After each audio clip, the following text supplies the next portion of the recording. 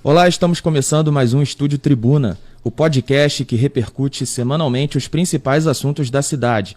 Eu sou Vitor Carneiro e participa comigo o editor do site da Tribuna de Petrópolis, Felipe Fernandes. Tudo bem, Felipe? Olá, Vitor, Cris, Cláudio. Cumprimentando também a Cris e o Cláudio, que nos auxiliam na parte técnica. Bom, nós começamos o episódio desta semana falando de educação. Afinal, de acordo com o levantamento feito pelo CEP, 13 escolas da rede municipal de ensino estão com as atividades presenciais suspensas após notificações de casos suspeitos ou confirmados de Covid-19. Essas unidades estavam funcionando com atividades internas de profissionais da educação e entrega de materiais e documentos aos responsáveis. E isso tudo acontecendo a menos de uma semana do retorno das aulas no modelo híbrido, que tem previsão de volta no dia 24 de agosto.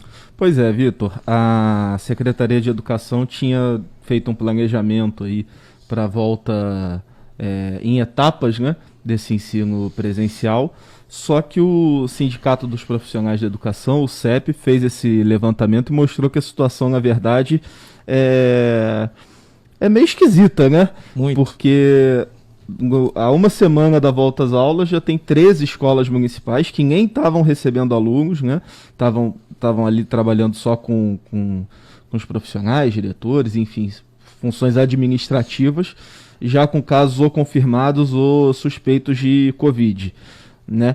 E além disso tudo tem a questão da merenda, né? Que a gente publicou na coluna Leis Partisãs. O Conselho de Alimentação Escolar mandou um ofício para a Secretaria de Educação pedindo adiamento desse retorno presencial pela falta de produtos, enfim, a licitação... Inclusive de proteínas, né? Inclusive de proteínas, porque a licitação feita para compra de merenda só conseguiram comprar tilápia. Exatamente. Né? Então faltam... alimentos aí para abastecer a rede. O Conselho de Alimentação alega que não tem como as escolas serem abastecidas em tempo hábil para esse retorno nesse período, né? Só lembrando que nesse retorno escalonado a previsão é de que a primeira unidade a receber os alunos seja o Liceu, né? O Liceu Cordolino Ambrósio aqui no centro, e o restante vai voltar de forma gradual, com as turmas de educação infantil, ensino fundamental, educação de jovens e alunos, nos dias 6, 13 e 20 de setembro, respectivamente. Pelo menos o planejamento inicial era esse, né? E vem dando muito o que falar também, né, PH? Até por conta também da carga horária das aulas, né? Como você falou, tiveram esse problema aí com a licitação, e por conta dessa falta aí dos alimentos, né, para a merenda escolar, existe a possibilidade, na verdade, as aulas terão, né, apenas 3 horas de duração, e existe a possibilidade de apenas um lanche ser servido, né? Então isso também acabou gerando muita polêmica e também muitos pais reclamando, né, dessa questão da carga horária, de como vão fazer para levar os filhos e buscar. É uma situação muito complicada, né? Acaba desencadeando outras situações também. Pois é um retorno às aulas presenciais, mas não é um retorno à normalidade, não é um retorno às aulas do jeito que as aulas eram e como os pais estão acostumados, enfim. E realmente causa mais transtorno, até para os pais, do que talvez antes, né? Do que com o ensino remoto, porque muda o horário. Imagina uma mãe que trabalha, tem que levar o filho, sei lá, 7 da manhã para a escola, pega 10 da manhã, né? Enfim... um transtorno, né? É uma situação que acaba... É uma tentativa de retorno que não é plena ainda, né? Ainda depende de muita coisa para a gente voltar à normalidade, e nem o retorno presencial, nos termos que está aí, garante isso. Bom, agora a gente fala de um assunto que, rapaz, sempre dá o que falar. E nesse período de pandemia, então, o Detran e a Polícia Militar iniciaram parceria de fiscalização no Estado, com foco na segurança pública e na regulamentação do trânsito no Estado do Rio de Janeiro. A ação conjunta, que é inspirada nas operações da Lei Seca, aconteceu no sábado em Petrópolis e também em outras localidades do Estado. Aqui na cidade, os agentes realizaram 120 abordagens e emitiram 62 autos de infração. Também foram removidos 9 veículos, 4 motoristas também foram notificados por estarem com licenciamento vencido e 9 foram encaminhados para o posto de vistoria para sanar irregularidades. Pois é, uma média de 2 carros rebocados por dia, né? Um serviço que, como a gente também publicou na coluna Leis Partisãs, custa R$32 mil por mês, esse serviço de reboque. Mas a questão mais importante aí continua sendo essa polêmica. A CP3 até diz, né, eles afirmam que o maior número de veículos apreendidos são de veículos que estão abandonados ou que estão estacionados de forma irregular, mas a realidade que a gente vê na rua ainda é de muito veículo abandonado nas ruas, de muito estacionamento irregular, né? É uma prática frequente no centro e principalmente nos bairros, nos centros de bairro, e ao mesmo tempo essas operações voltaram com foco na documentação, e aí volta aquela polêmica. A gente até entende que para o carro poder andar na rua ele tem que estar com o IPVA pago, tem que estar regularizado, com as manutenções feitas. Porém, no momento de pandemia, muita gente não está conseguindo pagar esses documentos e precisa do carro para trabalhar, para fazer as suas atividades. Então há muita insatisfação das pessoas, a gente percebe isso nos comentários de publicações nossas, até no nosso WhatsApp, em ligações, né? As pessoas vêm reclamar com a gente. Tem situações que a pessoa poderia resolver, né, trocar o pneu da moto, a pessoa poderia resolver ali na hora e mesmo assim vai para o depósito, né? Então, assim, há uma grande insatisfação porque as pessoas interpretam como se essas ações fossem ações mais arrecadatórias do que de fato de fiscalização, né? Então há esse sentimento, isso é muito nítido. Até porque o serviço do Detran, como nós já falamos aqui em outras edições, né, do podcast, o serviço ainda não está totalmente regularizado. Tem um conhecido que ele precisava fazer o serviço de renovação da CNH, né, da habilitação. E aí ele conseguiu fazer o agendamento, mas chegando lá num determinado dia, o sistema estava fora do ar. Ele logo imaginou que no dia seguinte, talvez, o sistema já, né, pudesse ter uma previsão de retorno. Mas aí a atendente do Detran disse que o sistema só voltaria na semana seguinte.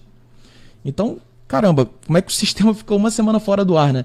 E aí fica essa situação. Às vezes ele acaba sendo pego em uma dessas operações aí por não ter a habilitação, né, em dia, mas na verdade não é culpa dele. Né? É justamente por conta disso, né? Também. Tentou. É justamente pelo fato do serviço também não estar 100% regularizado. E o serviço do Detran é um problema crônico. Sempre foi difícil você conseguir agendar os serviços do Detran em Petrópolis. Com essa situação de pandemia piorou. No posto do Detran de identificação aqui, que é no Alto da Serra, já fechou...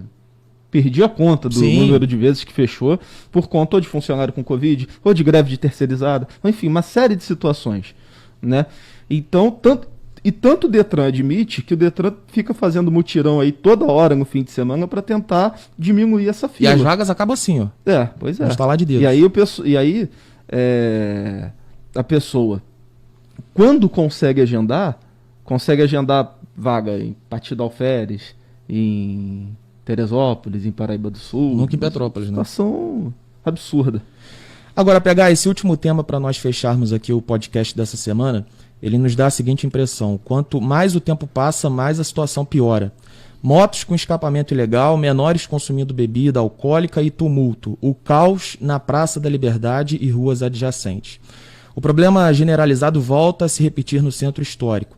Sem a fiscalização do choque de ordem, as noites de sexta-feira ameaçam o retorno das polêmicas noites sem lei. Na última sexta-feira, um leitor da Tribuna relatou que tentou fazer uma reclamação junto à Polícia Militar sobre a baderna em um dos bares na Rua 13 de Maio, que estava com som alto e promovendo aglomeração, mas não conseguiu fazer a denúncia. Na Praça da Liberdade, a situação também é caótica, com adolescentes consumindo bebidas alcoólicas e até registro de brigas. Com essa falsa sensação de que as coisas estão voltando ao normal, os velhos problemas também estão voltando. Pois é, não é só na Praça da Liberdade, não. Eu passei de carro, uma coisa de 2 semanas, pela Praça Pasteur, numa sexta-noite. Festival de aglomeração, assim, com todo tipo de desordem, carro com som alto. Então, assim, acontece em vários lugares. A Praça da Liberdade é nítido o problema, né? E não é só o problema das pessoas estarem aglomeradas na praça. Isso também é um problema porque, afinal de contas, a pandemia não acabou. Sim. Né? Pelo contrário, né? A gente está começando a superar com a vacinação chegando a pessoas de 26, 25, 24 anos aqui na cidade. Né? Fora as pessoas que estão se vacinando fora, em outros municípios. Então, assim, mas as pessoas estão inquietas, né? Os jovens estão inquietos e vão para o meio da praça e fazem essa aglomeração. Mas se o problema fosse só esse, gente junta na rua, ainda a gente podia achar menos pior, né? Mas é moto com som alto, com escapamento irregular, é carro tocando funk com som nas alturas de madrugada. Então, assim, é uma situação que fugiu do controle. Está completamente fora de controle, principalmente no centro, né? É uma situação que, assim, a prefeitura disse também na matéria que a gente fez que as operações do choque de ordem estão sendo feitas, mas não é o que a gente vê, pelo menos não na intensidade que é preciso ser feito. E que acontecia, né? E que acontecia antes, né? Então, assim, esse tipo de ação, infelizmente, precisa ser permanente. Né? Não adianta você fazer uma mega operação um dia e fazer uma operação bem mais reduzida nas outras semanas. É um problema que infelizmente é permanente, também é fruto da falta de alternativa de cultura, de lazer, que é um outro problema crônico da cidade. Esses jovens se aglomeram e se juntam há muito tempo e o problema vai mudando de lugar, né? Antigamente era na Nelson do Saerpe, agora é na Praça da Liberdade, depois vai para 13 de Maio, por aí vai. Agora, o que não dá é a questão da desordem urbana. Moto com escapamento ilegal, carro numa altura que incomoda moradores, isso aí não é diversão, isso é falta de civilização e falta de civilidade dessas pessoas. Bom, antes de finalizarmos, o Estúdio Tribuna desta semana tem um recadinho. Você pode acessar o site da Tribuna de Petrópolis e ficar por dentro das oportunidades de emprego, estágios e também dos classificados. Acesse e confira, tribunadepetrópolis.com.br.